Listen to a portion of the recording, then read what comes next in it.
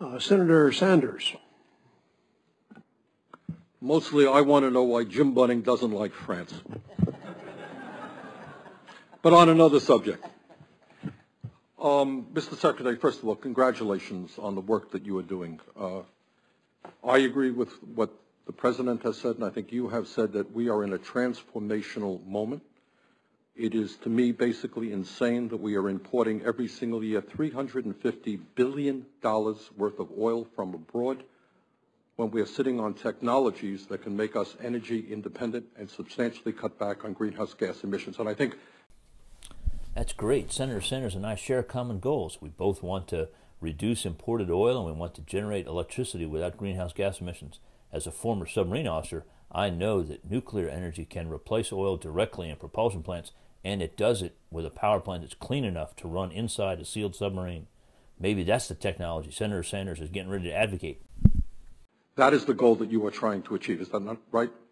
That is correct. And what is so important about that is not only from a geopolitical point of view, but we create, over a period of years, millions of jobs, making our country energy independent and moving to energy efficiency and sustainable energies. Just a brief word on nuclear. My impression is, number one, that this country has put more money into nuclear than any other form of energy. It's not just how much you spend, but how much did you get for that investment. In the U.S., we generate 806 billion kilowatt hours per year. We power all of our aircraft carriers and all of our submarines using nuclear fission. We sold the technology to France, to Japan, to South Korea, to Taiwan, and that technology is now generating the equivalent of 12 million barrels of oil per day.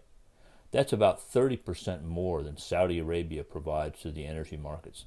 So the investment in nuclear fission has been immense, but it's also returned a tremendous amount.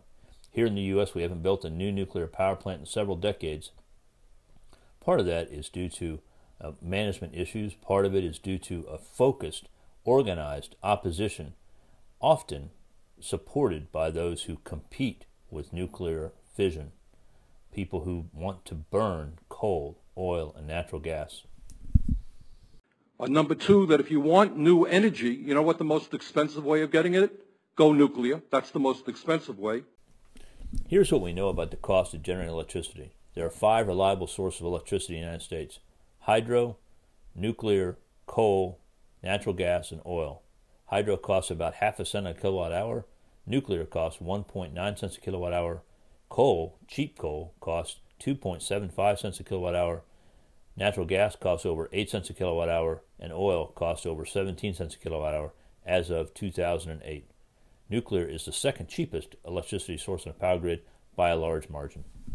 And number three, I would love to see volunteers tell us, maybe Kentucky, maybe other states, where we're going to put all of this waste. I usually don't see hands going up and saying, hey, we want all that waste. Nevada apparently doesn't want it, and maybe other volunteers can go forward.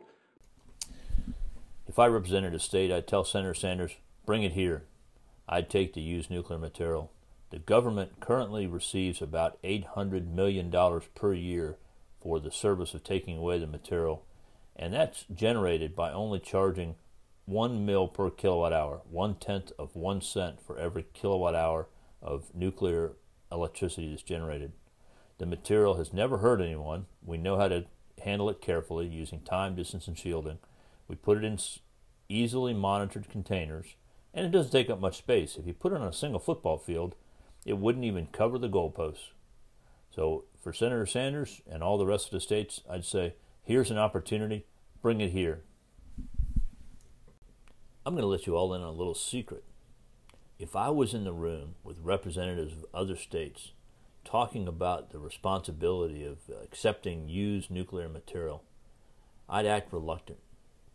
I'd accept the responsibility for a hard job, but I'd drive a hard bargain. I'd ask them to give me all of the money the government's currently collecting for the services of storing used material. But I would take that money and I'd use it to build recycling facilities that allowed me to extract the 95 to 97% of the initial energy that's still in that material as fuel, it's worth billions of dollars, tens of billions of dollars. Extracting it would create thousands of high-quality, high-paid jobs for people to carefully take that material and turn it into new fuel. So if I was in the room, I'd be driving a hard bargain. But secretly, I'd be saying, man, this is cool. They're paying me to take a valuable material and use it in my state. But I think that the evidence is pretty strong, and I want the Secretary to talk about this, that if you really want to make this country energy independent, probably the most cost-effective way is going forward is energy efficiency. I can tell you Vermont is leading the country on that, and we have barely scratched the surface. If the whole country did what Vermont did, and again, I'm not here saying that we've done all that much, we could prevent the construction of over 300 new coal-burning plants with all of the greenhouse gas emissions. Notice Senator Sanders didn't say anything about energy conservation actually shutting down any existing operating coal-fired power plants. By the way, I'm not sure if anybody is really planning to build any new coal plants these days. They're building a lot of natural gas plants. I noticed in your paper, Mr. Secretary, you talk about research that would cut energy consumption of up to 80% in buildings. We have some of those in Vermont right now, but I see tremendous potential there. And in cold weather states like mine, that is just a huge savings of energy. Could you say a word about, in general, energy conservation? And let me also tell you that the stimulus package is playing a really good role in Vermont, putting people to work doing just that. But say a word on energy conservation, if you could. I think energy efficiency and energy conservation is very low-hanging fruit. A lot of it is more than low-hanging fruit. It will actually save money. I hate the term low-hanging fruit. It's the easy stuff to get. But if all you do is focus on the low-hanging fruit, you never learn how to pick the tough stuff, the stuff that's really valuable, the stuff at the top of the tree that actually tastes better than the stuff at the bottom.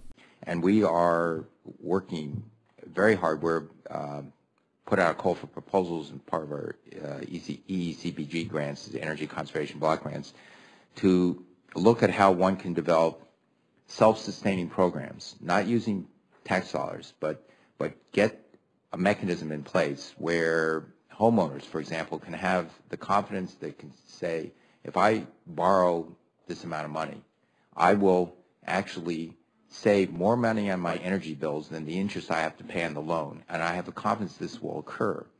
And that if we can start to pilot and mass produce these programs, it will have a life of its own. With all due respect to a Nobel Prize winning scientist, I don't like the idea of encouraging homeowners to add more debt to their homes for weatherization and energy efficiency. If we have clean, cheap, reliable nuclear electricity, that investment would not pay back. The only way it pays back is if electricity or energy is very expensive, and I don't think that's the best course of action for our economy at this point. This interchange between Senator Bernie Sanders and Dr. Chu continued on for a while, but I've probably dissected enough, so hope you enjoyed it. Goodbye.